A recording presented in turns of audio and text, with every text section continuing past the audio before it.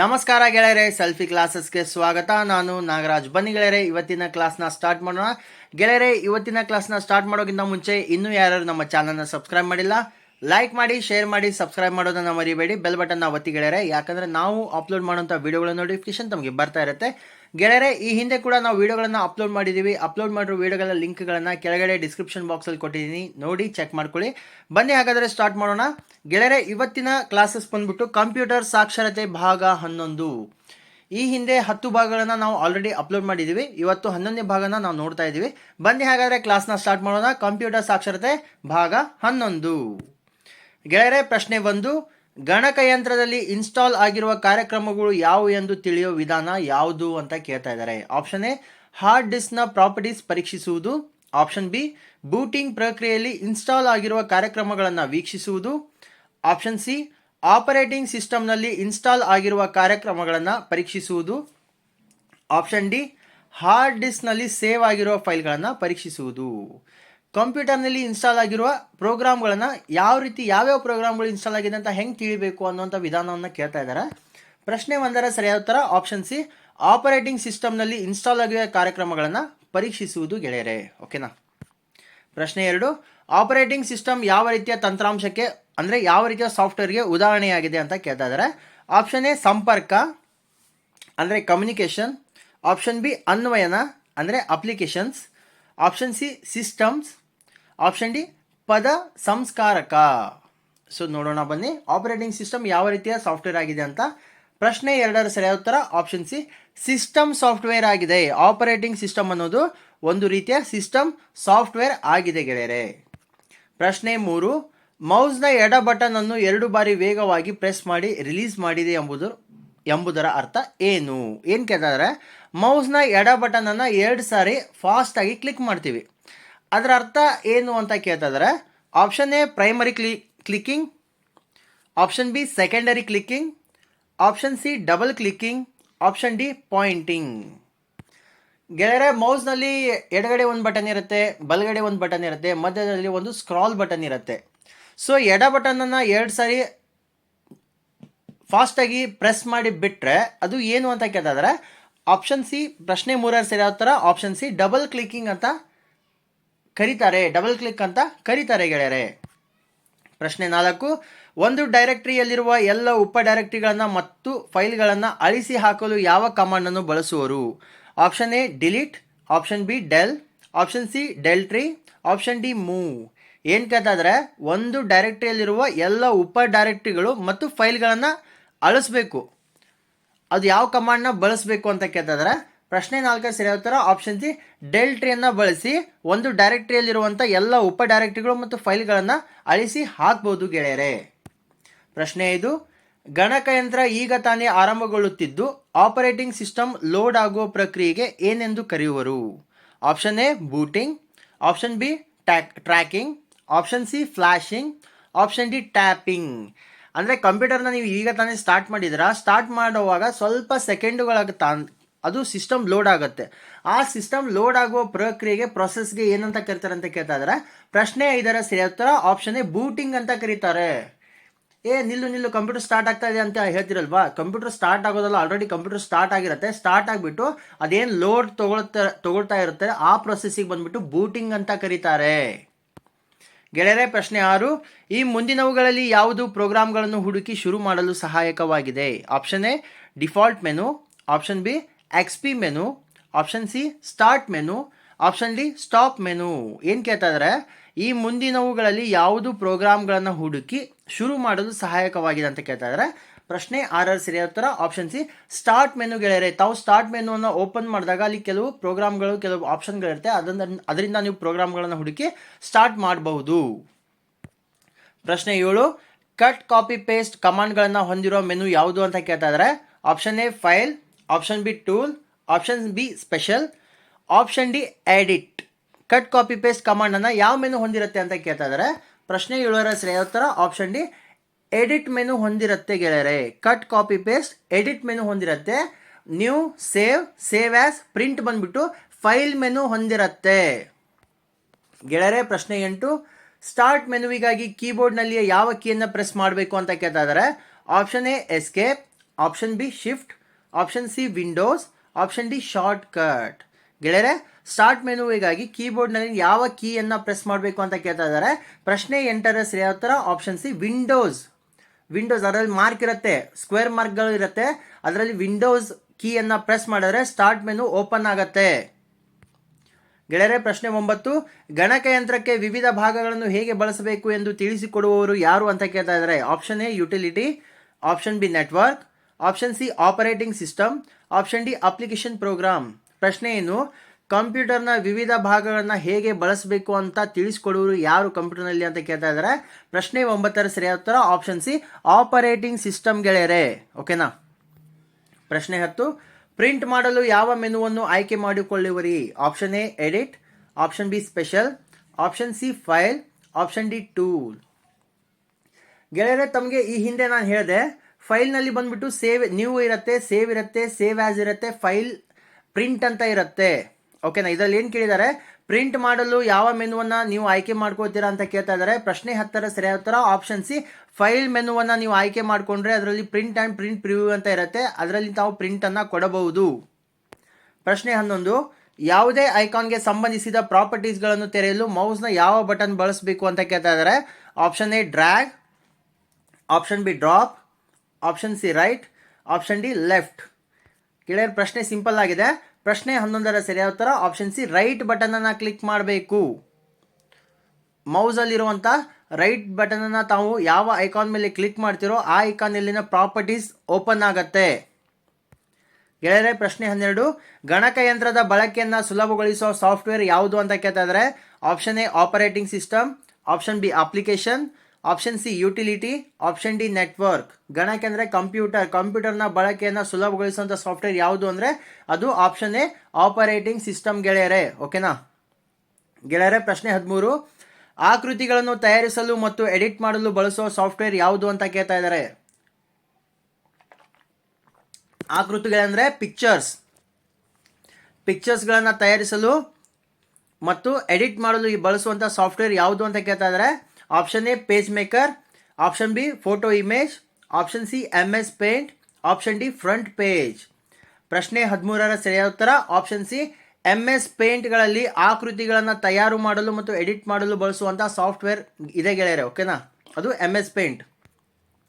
ಪ್ರಶ್ನೆ 14, PCಗಳು ಅಂದರೆ ಪರ್ಸನಲ್ ಕಂಪ್ಯೂಟರ್ಗಳು ಯಾವ ರೀತಿಯ ಕಾರ್ಯಾಚರಣೆ ವ್ಯವಸ್ಥೆಯನ್ನು ಬಳಸುತ್ತವೆ. Option A DOS, option B Windows, option C Linux, option D Unix. PCಗಳು ಯಾವ ರೀತಿಯ ಕಾರ್ಯಾಚರಣೆ ವ್ಯವಸ್ಥೆಯನ್ನು ಬಳಸುತ್ತವೆ ಅಂತ ಕೇಳ್ತಾ ಇದ್ದಾರೆ.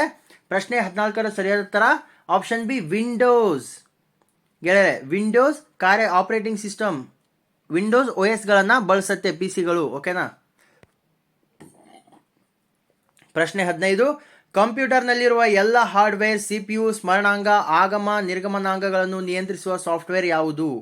Option A software, option B operating system, option C hardware, option D system software.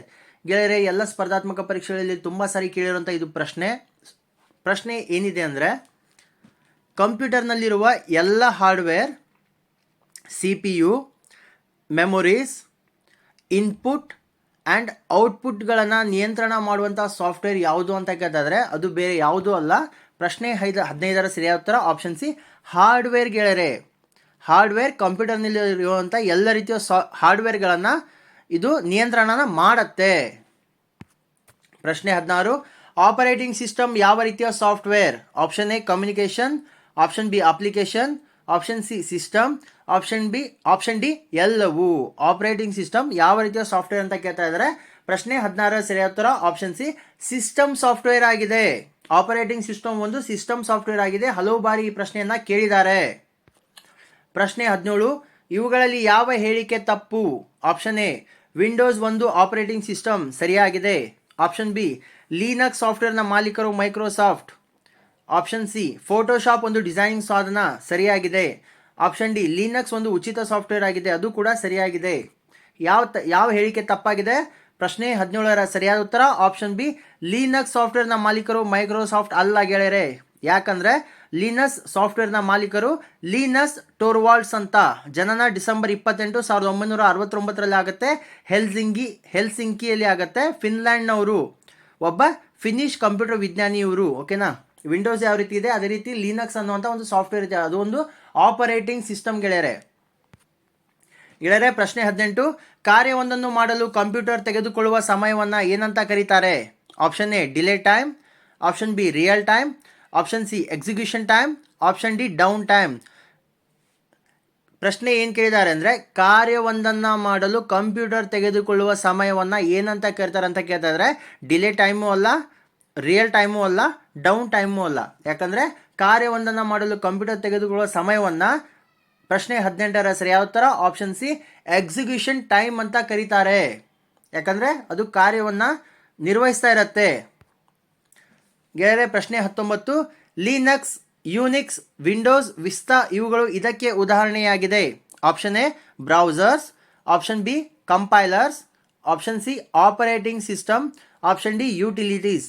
ಗೆಳೆಯರೆ ಲಿನಕ್ಸ್ ಬಗ್ಗೆ ಈ ಹಿಂದೆನೇ ನಾನು ಹೇಳಿದೆ, 2 ಕ್ವಶನ್ ಹಿಂದ್ಗಡೆ ನಾನು ಹೇಳಿದೆ. ಲಿನಕ್ಸ್ ಒಂದು ಆಪರೇಟಿಂಗ್ ಸಿಸ್ಟಮ್ ಅಂತ, ಯೂನಿಕ್ಸ್ ಕೂಡ ಒಂದು ಆಪರೇಟಿಂಗ್ ಸಿಸ್ಟಮ್, ವಿಂಡೋಸ್ ವಿಸ್ತಾ ಕೂಡ operating system, Windows 98, Windows 2000, Windows 2003, Windows 95 ಇವೆಲ್ಲ ಕೂಡ ಆಪರೇಟಿಂಗ್ ಸಿಸ್ಟಮ್ಗಳು.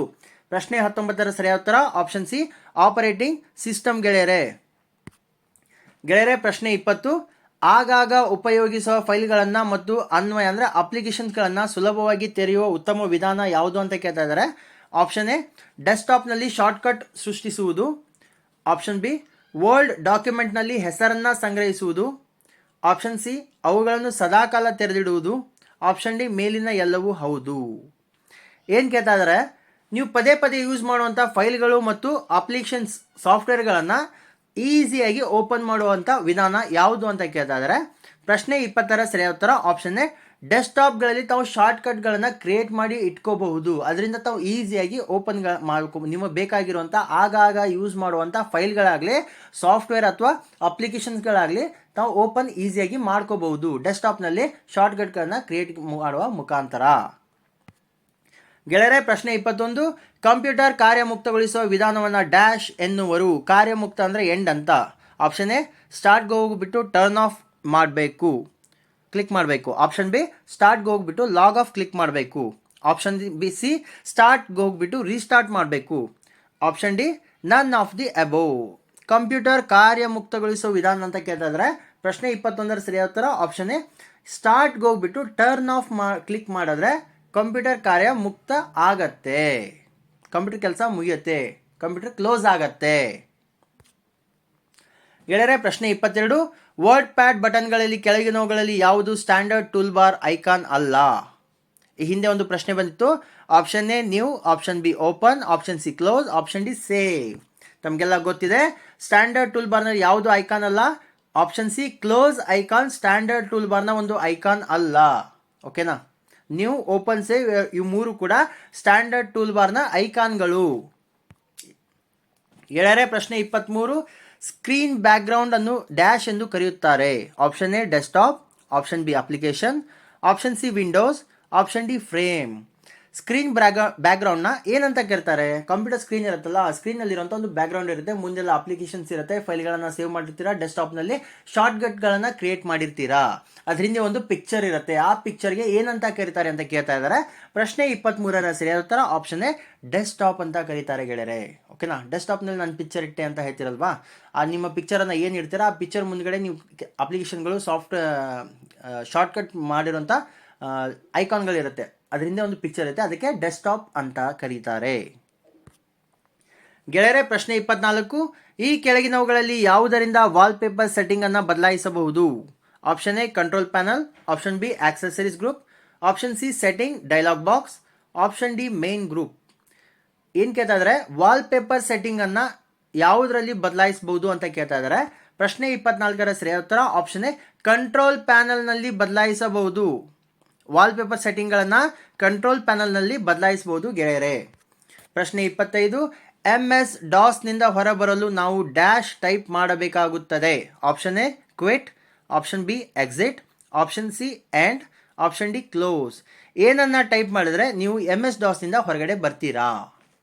ಪ್ರಶ್ನೆ 25ರ ಸರಿಯಾದ ಉತ್ತರ ಆಪ್ಷನ್ ಬಿ ಎಕ್ಸಿಟ್ ಅಂತ ಟೈಪ್ ಮಾಡಿದ್ರೆ ಮಾತ್ರ ನೀವು MS DOSನಿಂದ ಹೊರಗಡೆ ಬರ್ತೀರಾ, ಎಕ್ಸಿಟ್ ಆಗ್ತೀರಾ, ಇಲ್ಲಾಂದರೆ ನೀವು ಎಕ್ಸಿಟ್ ಆಗೋಕ್ಕೆ ಸಾಧ್ಯನೇ ಇಲ್ಲ. ಓಕೆನಾ ಗೆಳೆಯರೆ ಪ್ರಶ್ನೆ 26, ಪೇಂಟ್ ಬ್ರಷ್ ಫೈಲ್ ಎಕ್ಸ್ಟೆನ್ಷನ್ ಹೆಸರು ಡ್ಯಾಶ್ ಆಗಿದೆ. Option A dot PPT, option B dot PBX, option C dot BMF, option D dot PCX. ಗೆಳೆಯರೆ, ಹಲವಾರು ಬಾರಿ ಸ್ಪರ್ಧಾತ್ಮಕ ಪರೀಕ್ಷೆಗಳಲ್ಲಿ ಈ ಪ್ರಶ್ನೆಯನ್ನ ಕೇಳಿದ್ದಾರೆ. ಪೇಂಟ್ ಬ್ರಷ್ ಫೈಲ್ ಎಕ್ಸ್ಟೆನ್ಷನ್ ಏನು ಅಂತ ಕೇಳಿದ್ದಾರೆ. ಪ್ರಶ್ನೆ 26ರ ಸರಿಯಾದ ಉತ್ತರ option C dot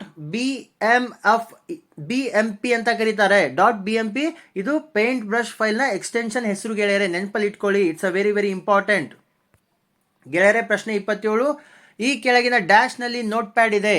option A main group, option B MS office, option C accessories group, option D startup group.